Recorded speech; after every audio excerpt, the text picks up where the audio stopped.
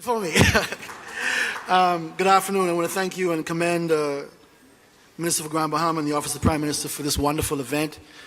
We've really enjoyed it. I want to call to the stage also my colleagues who are here with me, who will also be presenting. Dean Carlton Watson is Dean of Pure and Applied Sciences at the University of the Bahamas, and he will be presenting. And also want to call Dr. Eddie Bethel. Come top here. Let's do it sufficiently. Dr. Edward Bethel, who is director of UB Online. He will also be speaking. And Mrs. Latira Munnings, who is our assistant director for CLearn, the Center for Continuing Education and Lifelong Learning, will also be. So we're going to be dividing up our presentation a bit. So we've been asked to speak to the issue of the role of the university in creating a Grand Bahama Tech Hub. And first, I guess I should be using this. Just press the magic button. I hope. So, first of all is the mission of the university. The mission of the university, as some of you may know, is to advance and expand access to higher education, promote academic freedom, drive national development, and build character through teaching, learning, research, and scholarship and service. And the most important part of that in my mind is driving national development. We've had some successes in that area.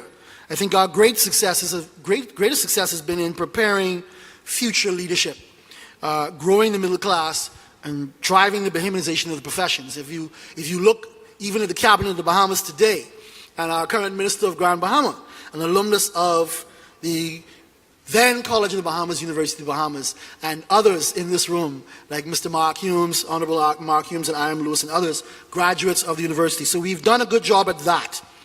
But there are unseized opportunities that we still have. Producing an entrepreneurial class, producing research that informs public policy, service and social innovation, and producing ideas and solutions that could drive private industry. These are new areas and new opportunities that we still have to approach in order to truly fulfill our mission. We do some of these things, but nowhere near enough. I want us to think about the role or the dynamic that would be ideal as the triple helix model, in which the academy, industry, and government collaborate to drive economic and national, social, and cultural development.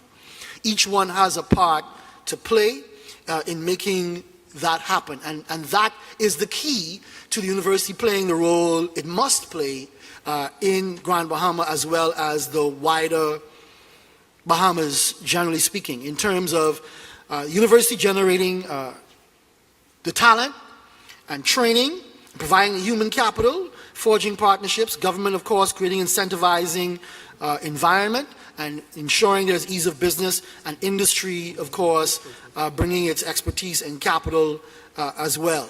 And so that is the model, I think, that we need to look at and to ensure that we get the outcomes we want. Now, there are some good examples in the history of the university in terms of where we have seen the university responding to the marketplace well, listening to the marketplace and delivering product that is needed. If you think about it, the University of the Bahamas has 4 such areas really. If you look at the fact that we are churning out chartered accountants, that we are in fact producing most of the licensed registered nurses in our country. If you look at the fact that the University of the Bahamas really is the place to become a trained teacher in our country. And if you look at the fact that we now are able to deliver the law degree here locally, those are all examples of what we have been able to do to respond to the needs of the market, listen to partners, and deliver. An area where we need to revisit and make sure that we are, because we may have gotten some things wrong down the line, but need to once again recommit ourselves to, would be an area like the maritime industry. But there are also new frontiers which are particularly important to Grand Bahama and where there's great potential. One would be really exploring engineering, chemical, electrical, mechanical, etc. information technology, entrepreneurship, something which is a big priority for us going forward as we want to introduce an entrepreneurship degree, but also other forms of certification, and medicine. So these are the new areas, the new frontier for the University of Bahamas in terms of growth. What do we offer now? Well, as we speak, the University of Bahamas offers a bachelor's degree in computer information systems in Nassau, with specializations in networking, applications programming, management information systems, and we are in fact developing an information or cybersecurity specialization under the computer information systems bachelor's degree. We only offer currently an associate degree here in Grand Bahama, and that, of course, needs to change. The cybersecurity issue is a big one. It's an area where there's an estimated 1 million jobs on the horizon. And are we doing enough in that? We are trying to create a program, a degree program that will equip our people to take advantage of that growth industry, that growth potential. What are the next steps for the University of Bahamas from our perspective? Clearly, we need to be able to deliver the bachelor's in computer information systems in Grand Bahama. It is overdue that most of the degree programs that are offered in Nassau should also be delivered here in Grand Bahama, and we have the technology to do it. Everywhere I go, I tell people that the goal at UB North is to double our enrollment, double the number of programs we have available, and double the number of faculty over the next 3 to 5 years. And CIS, if there's any program that could be delivered using the technology, it should be computer information systems. But in addition to that, we need to strengthen our CIS programs by hiring more faculty with industry experience, incorporating industry internships into our programs, increasing project-based learning and research. We obviously need to boost marketing of our CIS programs at the BA, associate degree, and certificate levels. And we need to expand what we're doing through C-Learn in terms of infotech certifications and courses. And this is the big one too. We need to establish at the University of Bahamas North a business incubator that could focus on the tech industry. We know that the government is moving ahead very quickly with its small business development center initiatives. But along with that, the University of Bahamas is keen to create a business incubator, which could be a place that could be a launch pad for many startups in the tech field, and where you could share resources, reduce rental costs, share equipment and clerical staff, get training in entrepreneurship, get access to venture capital, where there may be opportunities to also commercialize ideas that faculty and students come up with, or even commercialize projects that they may create, and where there be opportunities to do research and design and commercialize tech solutions to public and private problems. And this could happen through a synergy between the Entrepreneurial Studies Program, which we are going to create, the SBDC, Chamber of Commerce, and the Grand Bahama Port Authority, all working together, we believe. This is my final, and I'll step down and turn it over to my colleague, Carlton. Just something to think about. The UN Economic and Social Council said that although there's a consensus that technological change is a driver of economic growth, many developing countries have yet to benefit from the promises of science, technology, and innovation. The potential contribution of STI to the achievement of development goals is and will continue to be constrained by structural barriers and systemic weaknesses at the local, national, and global levels, and by the long lead time required to build indigenous technical and non-technical indigenous STI capabilities. That's where the University of Bahamas comes in. Indigenous capabilities in STI are essential for the achievement of both short and long-term development goals. Therefore, building science, technology, and engineering for innovation capacity should be elevated from a missing or marginal component of the development agenda of many developing countries to an essential policy of every country's strategy for alleviating poverty, achieving Millennium Development Goals, and enhancing economic and social development. Thank you.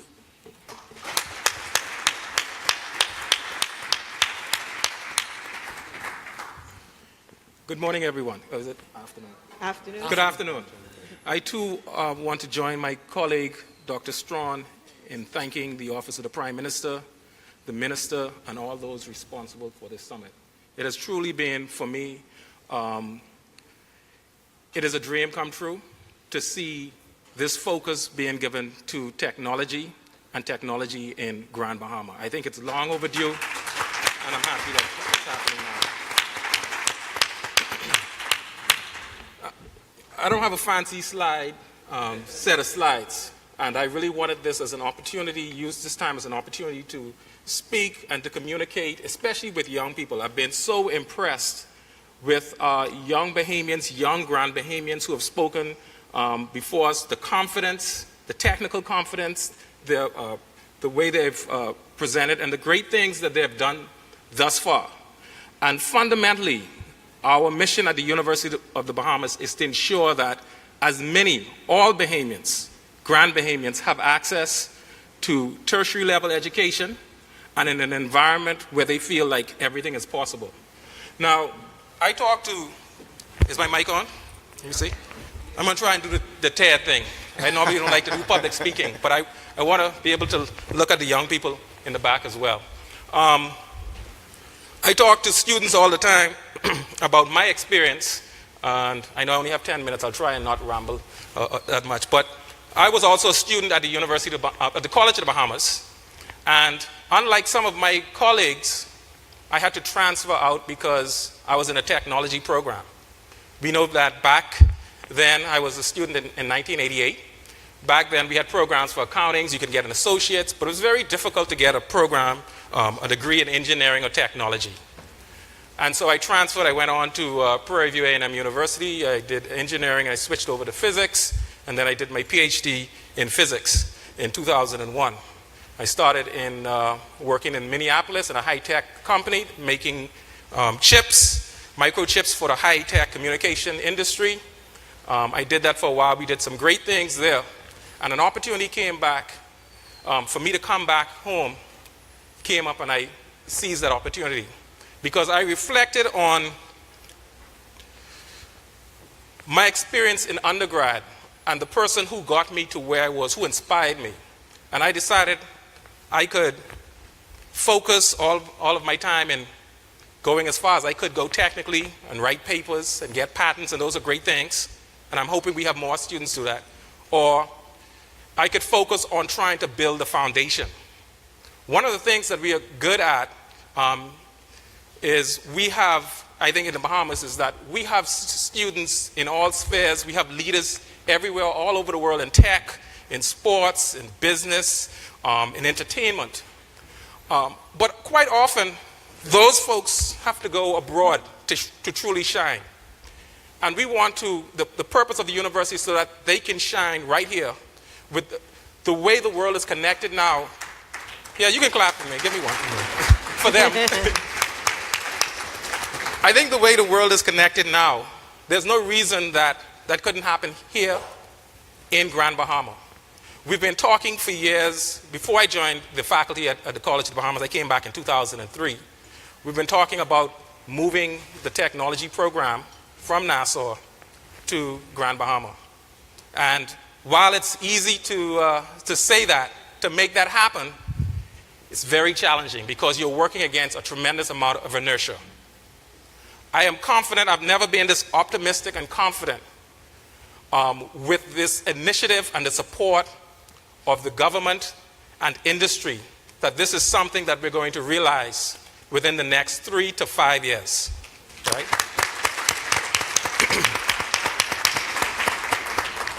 I think with the leadership of Dr. Strachan as well, the provost, Linda Davis, and the president, that this will definitely happen.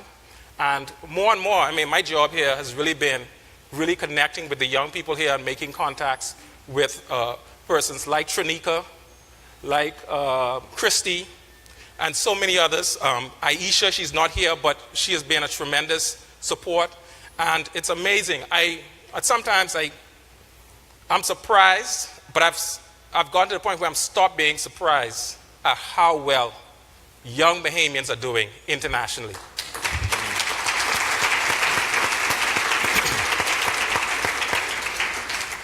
Now, there was some discussion about this need for this industry to grow by Bahamians or whether we will bring in talent, I think that ultimately it will be a mix of both. But definitely, I see Young Bohemians leading and driving the development of Grand Bahama and the Bahamas because no one else will have the vested interest that they do. I also think that's why a university is important. All of the research shows that a university, and it's interesting, we're talking about Silicon Valley.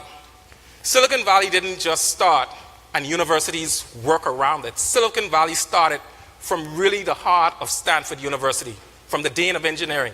It started at the university. And from there it grew. And of course, with Berkeley being very close, it really helped with bringing in, developing talent, having consultancies.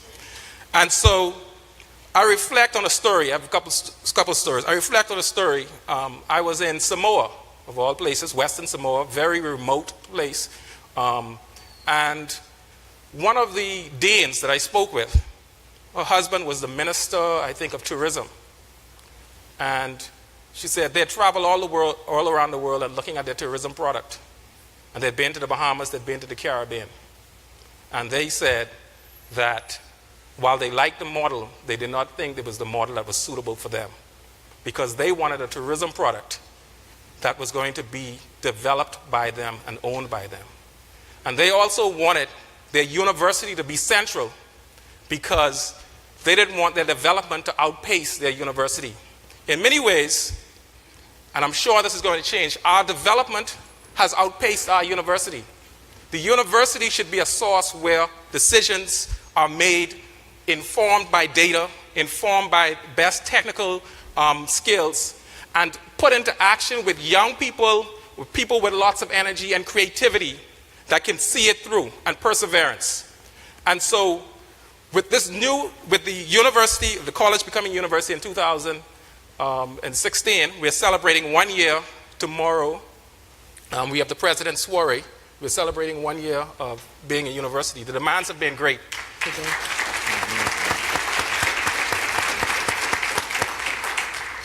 I did tell you that I kind of talked for a while, so I'll skip through. I have 3 or 4 slides, but I'll go through those very quickly, just so you can know what's happening.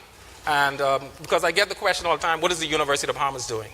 I think when we understand what the university has done with the budget that it has, and I'm sure that budget is going to increase in the next budget cycles. We hope. I speak in faith. I'm sure you can appreciate that.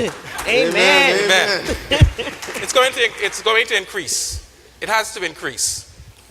With this new push, it has to increase. So I'm going to tell you some of the things. Let me see now. Which one is the clicker? That's the laser. All right. Oops. I'll run through this quickly. So I'm going to expand on some of the things that Dr. Strachan said.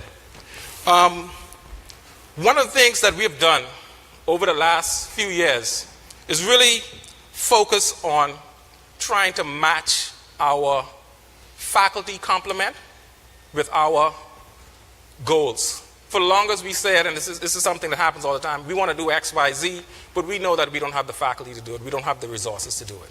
We are taking a realistic approach, and we know that fundamentally a lot of this is going to be driven by faculty.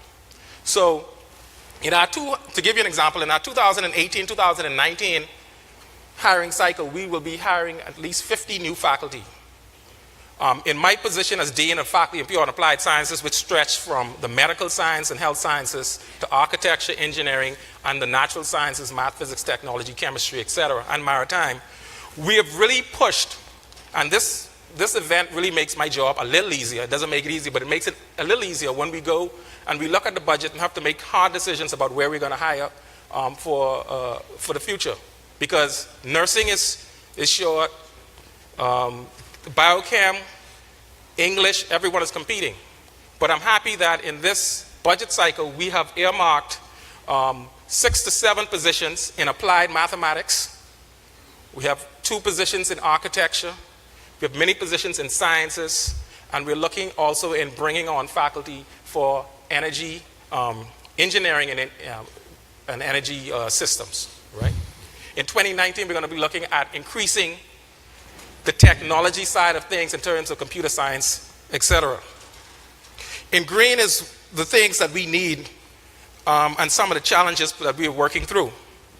In engineering, one of the challenges we have is if you're going to bring in good people, and we want a diverse international faculty, the best faculty that we can bring, we have to look at salaries. We have a very traditional way of hiring at the university.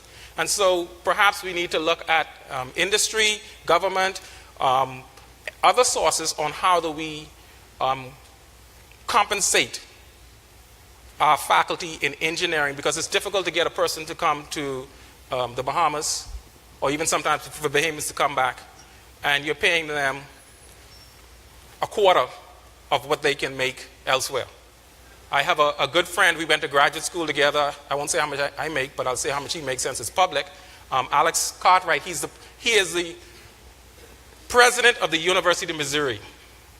This is a top leading institution, a Bahamian who graduated from L.W. Young. Actually, he didn't graduate from L.W. Young. He dropped out of L.W. Young, went to the States, right? He was the provost of SUNY, and he is now the president of the University of Missouri. Awesome. And he's a good friend. We both went to graduate school together, right? And there's so many Bahamians, and he wants to give back, like so many Bahamians. And that's what is exciting for me. When I talk to folks like Tranika and Aisha and Christy, it's not that they want to do this for themselves. They're so interested in young people and working and seeing the next generation of young people. So we're going to bring in faculty who are good at what they do, great at what they do, but are also interested in developing Bahamians to own this economy.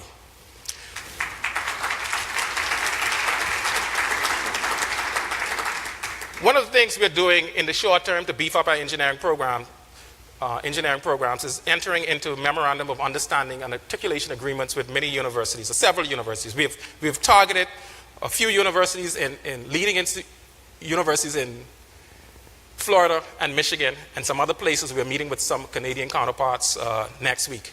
We're going to have a very select group of universities that we work with. We're entering a memorandum of understandings where ultimately we want those students to graduate with a University of the Bahamas degree. We have many students now, and we value those partnerships that we have with other institutions, or that those institutions may have with various interests within Grand Bahama and the Bahamas, but we want to have a lot of that coming through University of the Bahamas for a particular reason. It's important. We want to ensure that the products and the ideas that they work on are relevant as much as possible to developing this idea, this island. When I was a student in engineering, a major component of that is, how am I doing with time? You have 2 minutes. I have 2 minutes. A major component was senior design.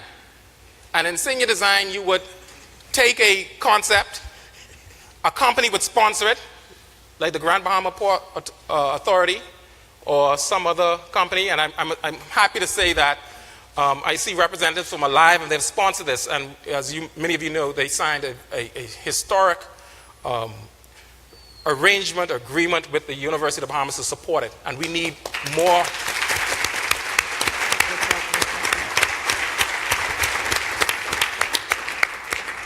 And we need more companies and organizations like Alive that are putting their money where their mouth is, not only in hiring Bahamians, but also investing in the next generation of Bahamians.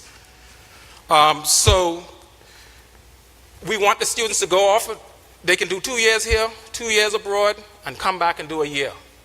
Ultimately, we want to phase out where they can start to do, especially those degrees that don't require as much physical infrastructure, like computer engineering, software engineering. They should be able to do those right here, all right? The other thing that we want to look at is expanding and consolidating our computer information systems into a computer engineering and computer science degree and bringing that all under one roof. Right now, it's in the College of Business. We value and we recognize the importance that computers play in the business, but we want to look at it more broadly and look at computer science and engineering software development. An exciting thing in our transition to university is our focus that we've given to graduate programs. We've brought in a new dean of graduate programs and research, and in our articulation agreements, many of those we're looking at not have students just only do bachelor's, but those students who want to go on and do their masters and PhDs to go on and do those as well. Also, for our undergraduate degree, we want to look at infusing, and Dr. Strachan spoke about this, project-based and research-based learning. And so we want to create an exciting curriculum that infuses workspace, their workplaces, working with companies, so that our students work in those environments either through internships or cooperative experiences, so that when they graduate from the University of the Bahamas, they are job ready. We want what happens in accounting to happen in technology, where the leading accounting firms now, if they see a student with a University of the Bahamas degree, and they see a student with a degree from somewhere else, they are going to get a University of the Bahamas student. Not because they're in the Bahamas, but because they know the quality of the education that student gets.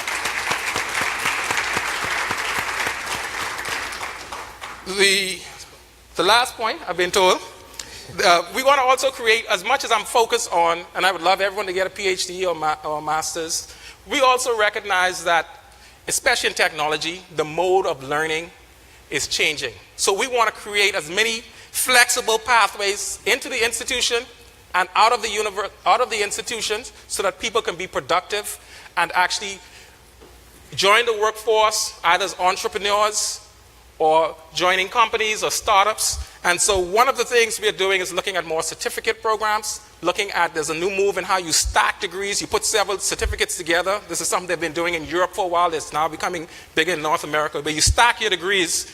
And so you can do a year here, start working. Maybe in 4 years, you do another year. You do a year here, 6 months there, and before you know it, you actually have a bachelor's or you have a master's, and you're more marketable. You're more, you bring a lot more into the classroom in the learning environment, because that's the other benefit of having people who've worked in industry. And so that's one of the things that we are also working on. I think this is truly my last slide here. I didn't have many. I just want to also say very quickly that there's a lot going on. I just want to let you know real quick. There was a lot of, I think, the question was asked to Dr. Higgs, Gadrin, about coming back, what would it take to come back? And I think it's important, and I really talk to students, and I was there, and many of us have been there. It's very easy to stay in the United States or Canada or Europe, right? And what I try to remind my students or former students is that those places weren't always where they were.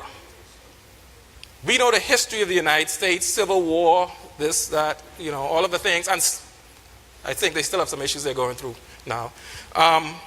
Canada, right? We are in a unique space and time in terms of where our country is in its development. And we have to, it's a choice that we make, and it's a choice that I made, to come back and be a part of that building. Even though it's very frustrating, it's the success, it's the seeing the students. It's, Minister Lewis might be happy to hear this, it's the success from trying to get an architecture program when I first came in as chair 4 or 5 years ago, and to finally see now that we have an architecture program at the University of the Bahamas where students can get a high-quality architecture degree for probably 1/10 of the cost that they would have to pay. What that means for those parents who cannot afford is that they can send their students, who cannot afford it, they can send their students to the University of the Bahamas. And our architecture students, we're very proud of them. I don't know if you've seen the work with Dubai 2020, but we hope to bring that same energy to Grand Bahama in terms of using our architecture students, 3rd, 4th, and 5th year students, to help in planning the development of Grand Bahama in terms of the University of the Bahamas and also the broader community. So that's something that we're very excited about. Thank you, thank you. So I'm going to skip through. I only had 2 slides, but I will defer to my colleagues. But I just want to end. I just want to end with this. Thank you, Alive.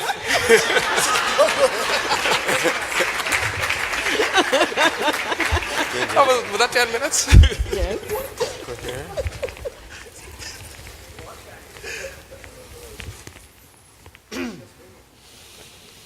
You turn this on.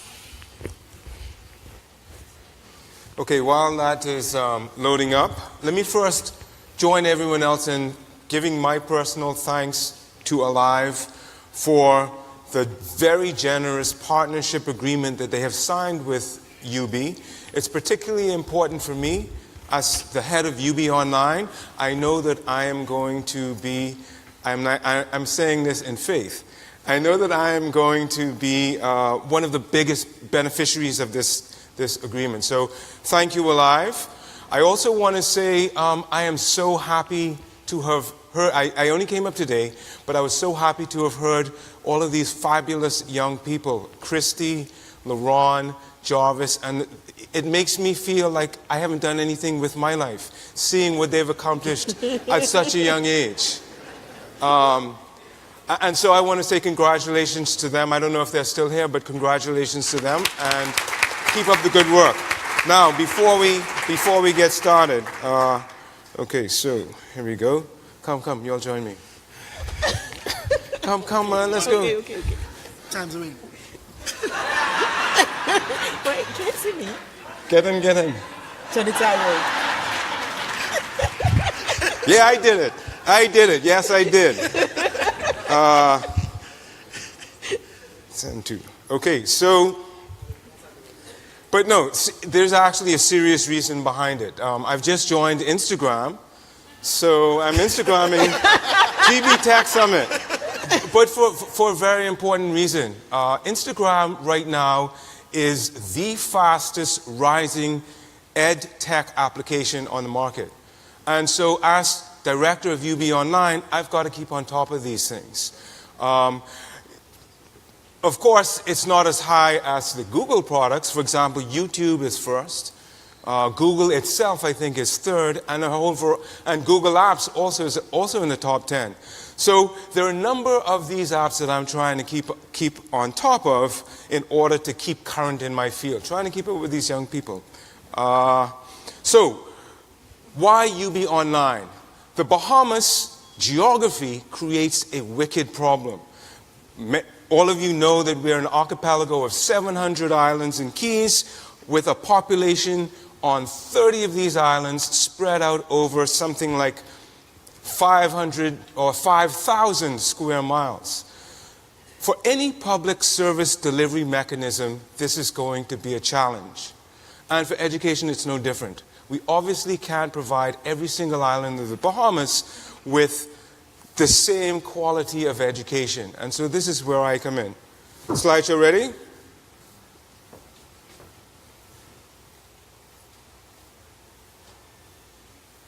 No?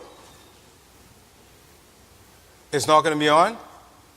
Or are you going to bring it up? All right, yeah, that's fine. Just give me a shout when it comes up. And getting back to YouTube, actually, I can say that I am a living example of how important YouTube is for learning things. I was at university in Montreal getting my PhD. Unlike some of the young people, I just got mine at a little later in life, but I did it. I did that too. And being a poor student, I had a poor car, broke down a lot. I just gotten the clutch fixed, and my wife and I were driving up north to look at the trees turn orange in the autumn. It's beautiful, beautiful in Canada. And wouldn't you know it, just as we are driving from the side road onto the highway, the clutch went again. Could not move. Was broke, as students usually are, so I couldn't even pay to get a mechanic to come and fix it. What I did, though, was we got a tow truck. They agreed to come and tow my car for $50 to a friend's house who lived nearby. He and I then went on to YouTube, went on to Google, and literally Googled and YouTubed how to fix the clutch for a Subaru Outback and the year that I drove. I can't tell you the year because then you'll really know how cheap I am. But through not much longer than an hour and a half of study online, we were able to get the clutch fixed and get it going again. And I realized that I had just paid upwards of $1,000 to fix a problem that they had never fixed, that we wound up fixing ourselves for free. So yeah, I did that too.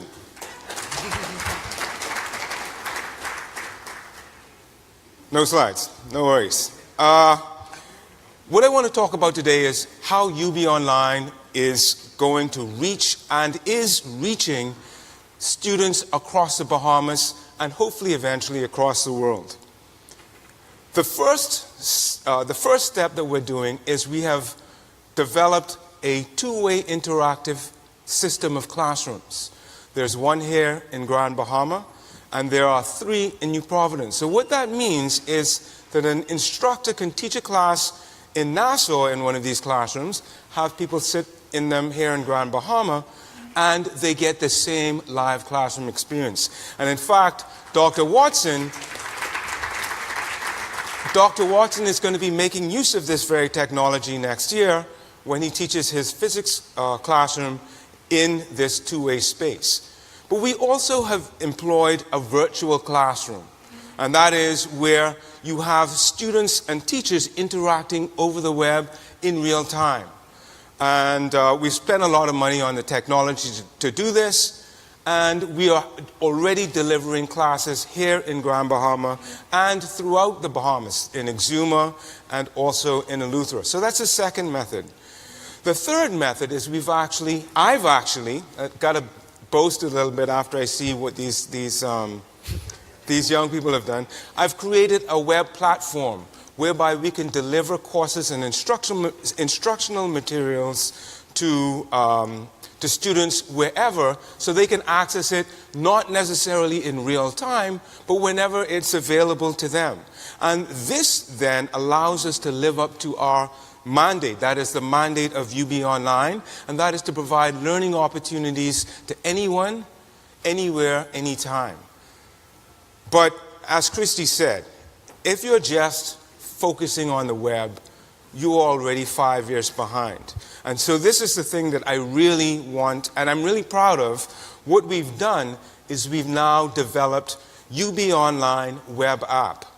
So that, and I'm actually experimenting with it, I'm piloting it with my class now, whereby they download the app from the app store or the Play Store, log in, and they can get all of their learning content delivered to their mobile device. They can also interact with each other and with the instructor through the web application. But they also can take all of their tests and quizzes straight through their mobile app. And hopefully I can get an opportunity to show that for you, because it's something that I'm quite proud of, and yes, I did that too.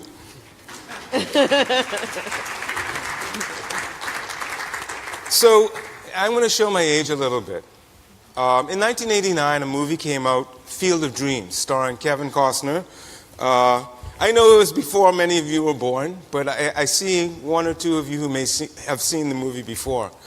And in the movie, Kevin Costner was this big baseball fan of the Chicago White Sox. And back in the early teens, 1919 I think it was, one whole World Series was canceled because the Chicago White Sox team got paid off by gangsters to throw the World Series. And they got the name Chicago Black Sox, and it was a big scandal anyway.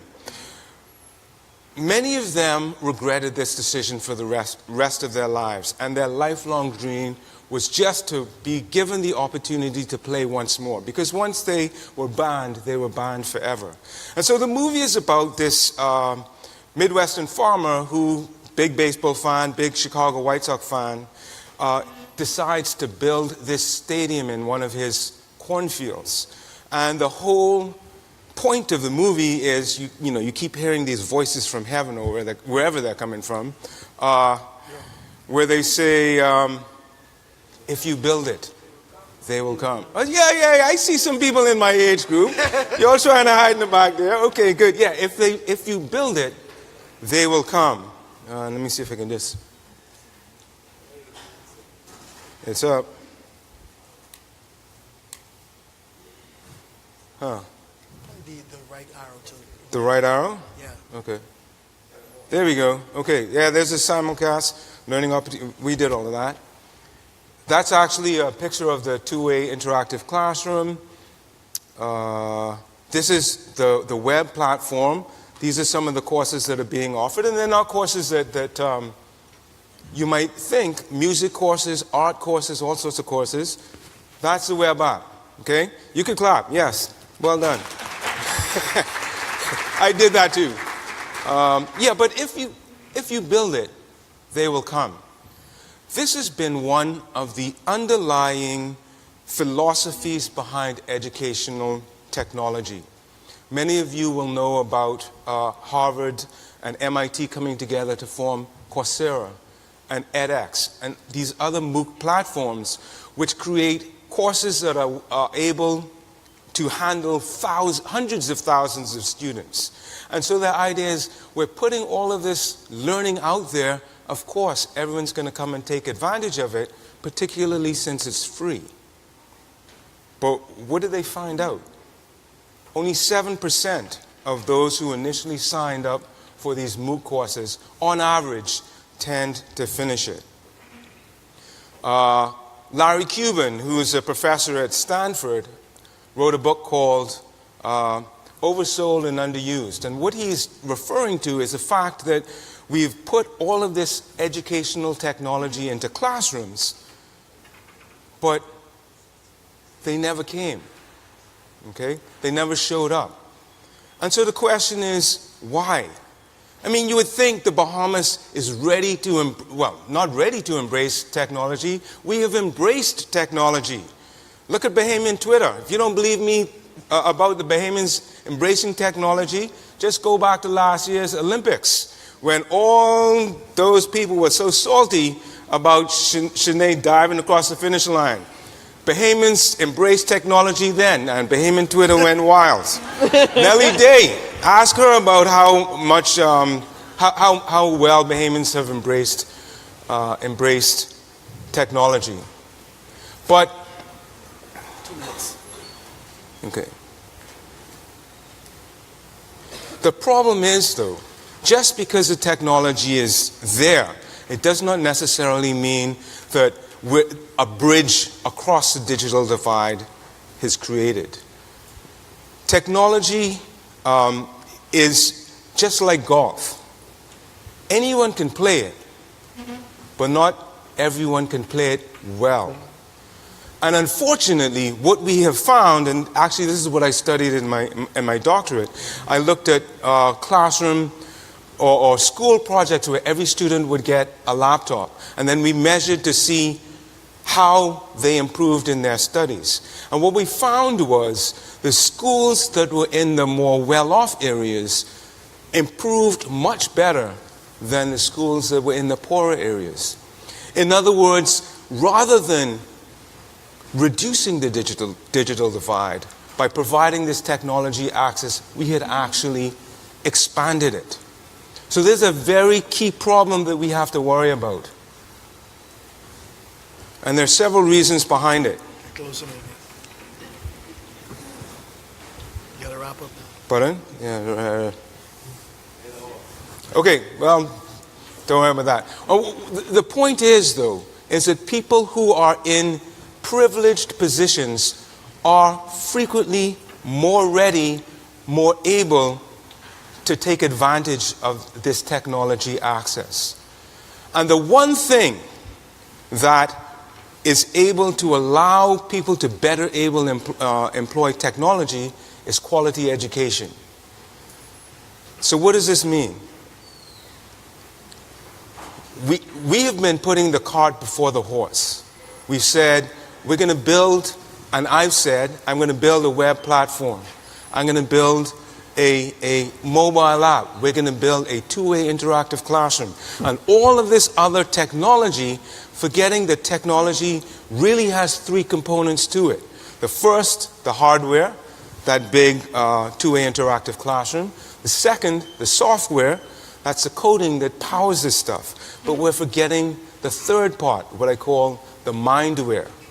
And unless we upgrade that mindware, unless we provide those quality education opportunities, we can pour as much money as we want to into the technology.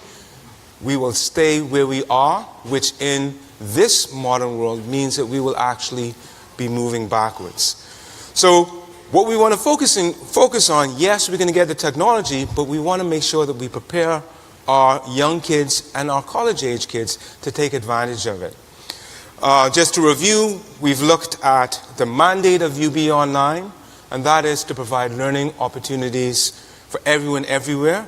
And I showed you some of those things that I like to boast about. The web platform, the mobile app, two-way interactive classroom. But I wanted to be sure to remind everyone that in order for us to really grow, in order for this GB Tech Summit to be the success that it should be, and to transform the Bahamas, we can't forget the basics. And that is, education is the first thing, education is the second thing, and education is the third thing. Thank you.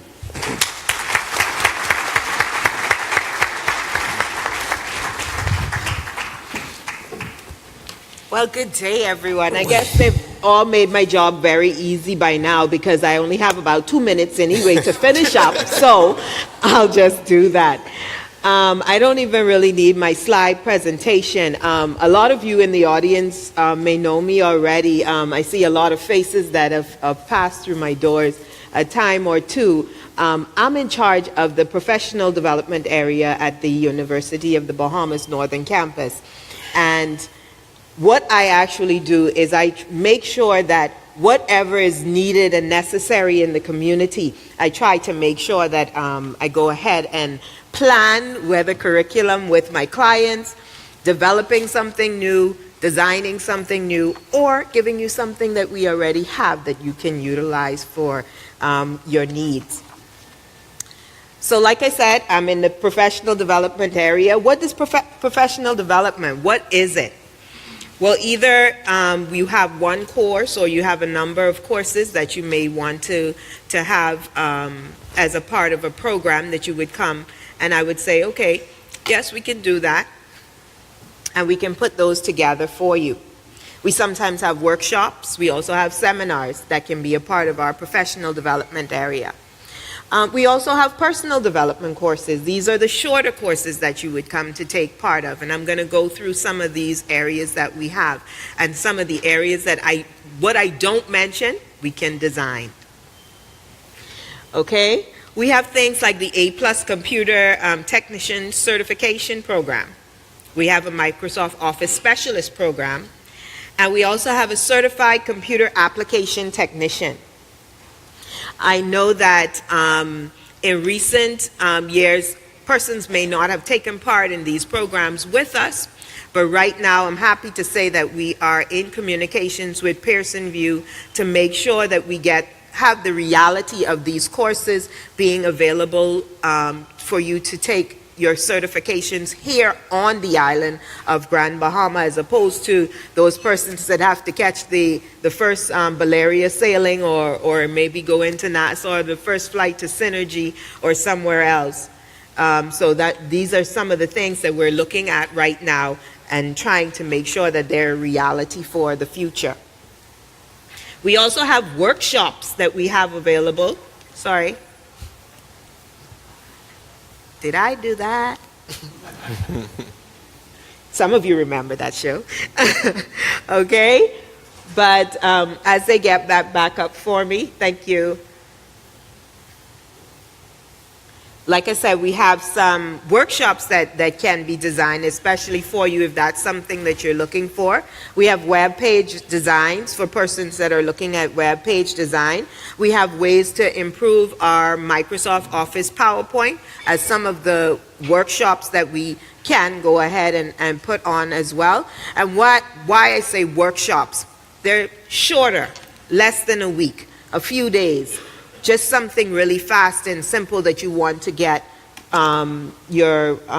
maybe your workers, your employees, to go ahead and learn right away, and to make sure that you're functioning in as little as a week, 2 weeks. Okay?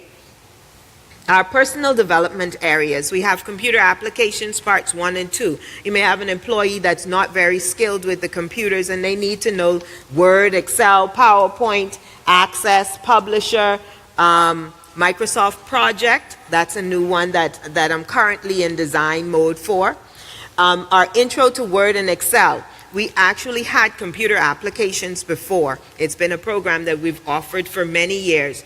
But one of the companies that I was designing a program for was like, I don't need them to know all of this other stuff. I just need them to know basic Word, basic Excel. I said, no problem. I can design that for you. And we went ahead and designed a new course especially for that. So like I said, there is opportunities all the way around that whatever you do not see, we're able to go ahead and design for you. We have Microsoft Excel, we have PowerPoint and Word all by themselves as well.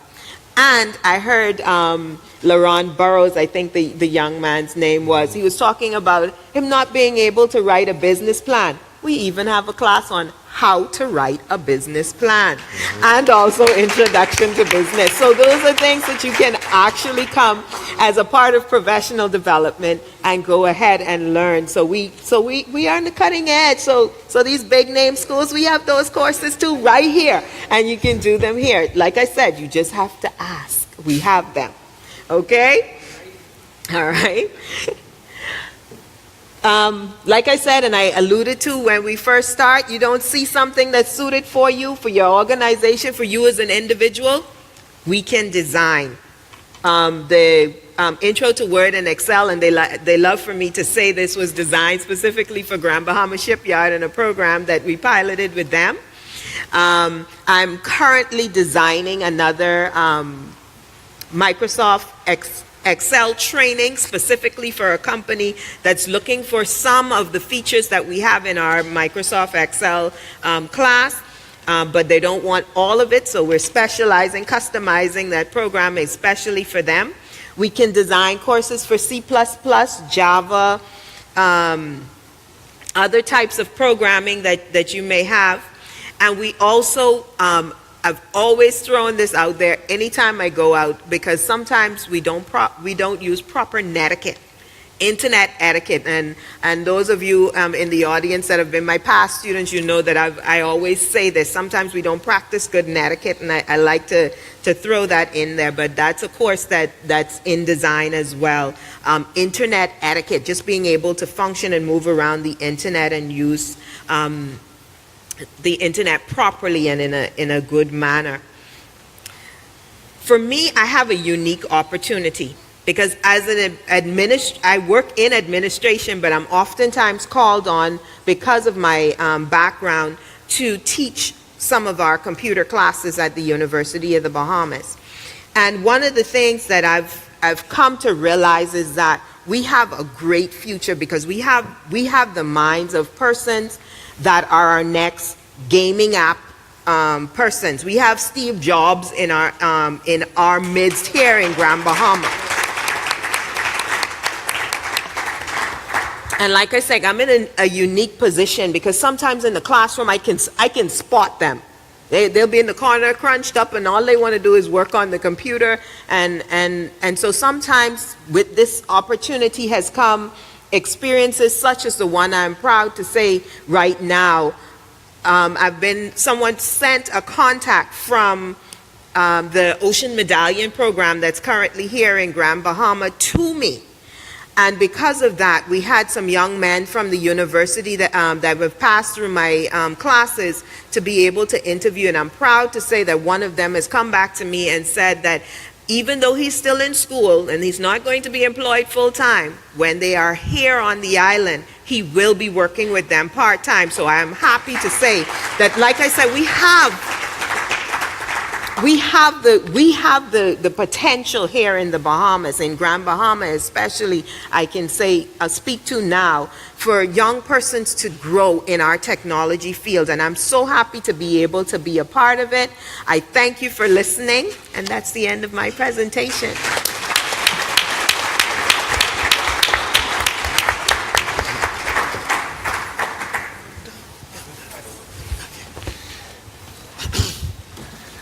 Ladies and gentlemen, I want to thank you for being such an attentive audience. Again, I want to say that the University of the Bahamas is excited to be a part of this tech summit, and we are committed to working and growing strategically, growing according to a plan that will build capacity here.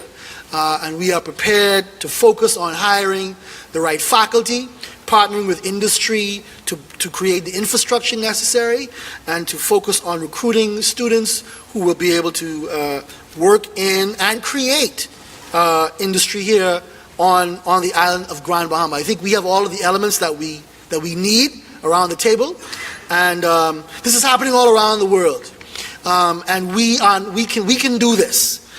We can create the competitive advantage necessary. We can create the climate through something like a business incubator to give startups the chance to flourish. And you can hear from our colleagues in the enthusiasm that the university wants to play its role. And we are ready and we're open for business. We want to thank you all very, very much.